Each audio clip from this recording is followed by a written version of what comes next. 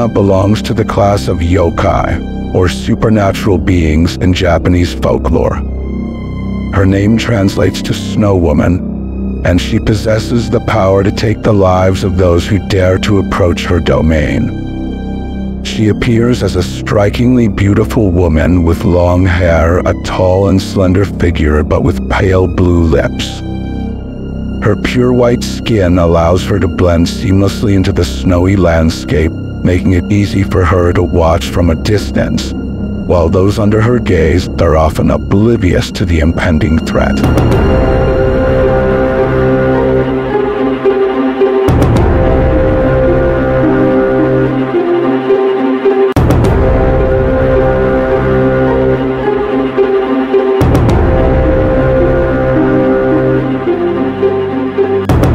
The legend of Yuki-Onna varies and has many differences, but all versions agree that Yuki-Onna often appears during winter and rules over snowy regions.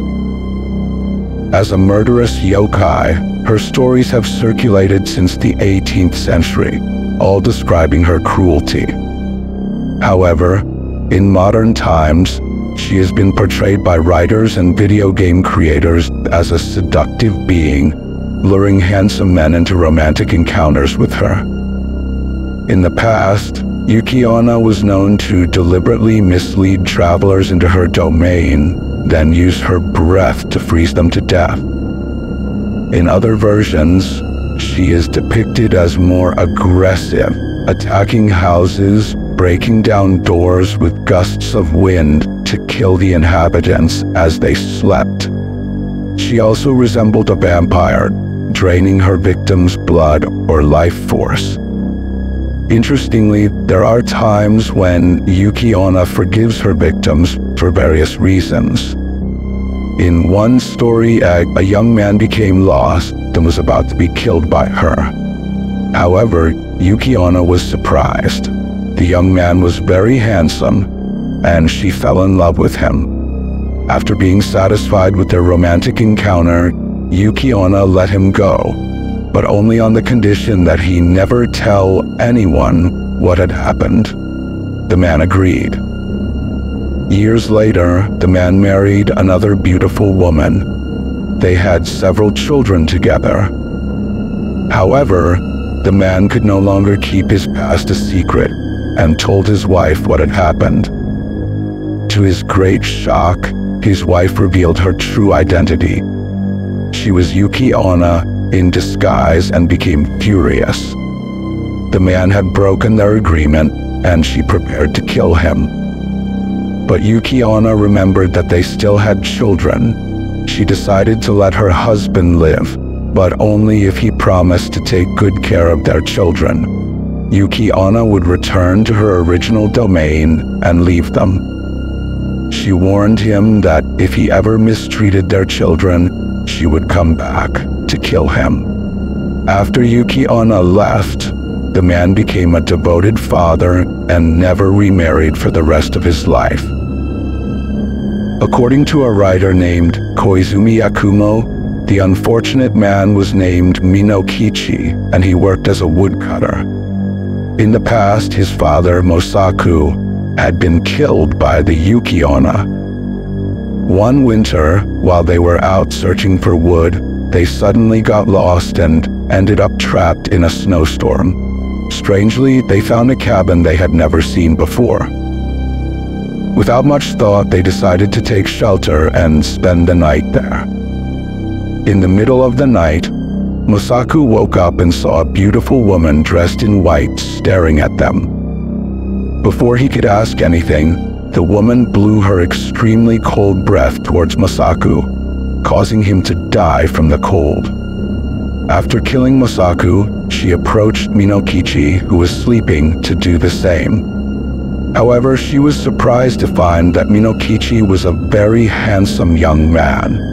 The beautiful woman, who was the Yuki-Onna, decided not to kill him and instead fell in love with him, as previously mentioned.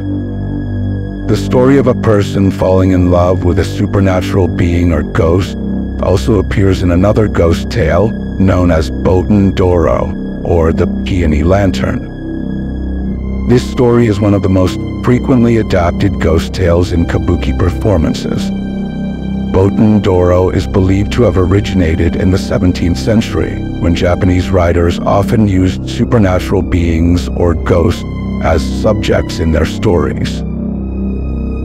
These ghost stories are generally referred to as kaidan. Similar to the myths associated with Yotsuya Kaidan, which often lead to accidents for its actors, Botan Doro Kaidan has a similar reputation.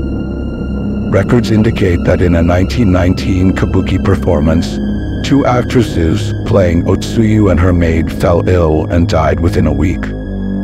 So, how terrifying is the story of Botan Doro?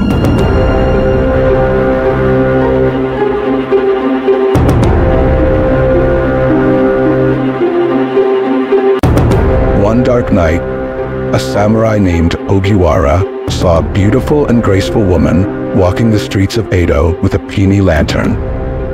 The woman, named Otsuyu, was accompanied by a maid. For Ogiwara, it was love at first sight. He approached her and joined her for the evening. They talked, joked, and enjoyed each other's company. From that first meeting, Ogiwara fell in love with Otsuyu and was determined to have a lasting relationship with her. One night, Otsuyu's maid was not with her, so she was alone with Ogiwara. He took Otsuyu to his bedroom, and the cold night turned warm for them both. An old neighbor, who was used to seeing Ogiwara alone, became suspicious of the noises coming from his house. When the neighbor peeked in, he was shocked to see Ogiwara sleeping with a human skeleton. The neighbor quickly told a Buddhist monk about what he had seen. The next day, the monk visited Ogiwara and told him that he was under the influence of a seductive ghost. Ogiwara didn't believe the monk and became angry, driving him out of his house. Before leaving, the monk secretly placed a protective spell on Ogiwara's home. The next night, Ogiwara heard Otsuyu and her maid walking in front of his house. Excited, he went outside to greet them, but he was shocked to see that Otsuyu and her maid appeared as living skeletons. Ogiwara was very frightened. On the other hand, Otsuyu couldn't enter Ogiwara's house because the monk had placed a protective spell over it. The next morning, Ogiwara hurried to the monk for an explanation. The monk revealed that Otsuyu and her maid were actually dead and buried. He gave Ogiwara the location of their graves if he still didn't believe him. Ogiwara went to the temple to see for himself and was heartbroken to find Otsuyu's grave. He cried continuously. Suddenly, Otsuyu appeared next to the grave, reminding him of his promise to have a lasting relationship with her. After that day, Ogiwara was never seen by his neighbors again. Months later, following the monk's advice, the neighbors opened Otsuyu's grave. Inside, they found Otsuyu's skeleton tightly embraced by Ogiwara's skeleton.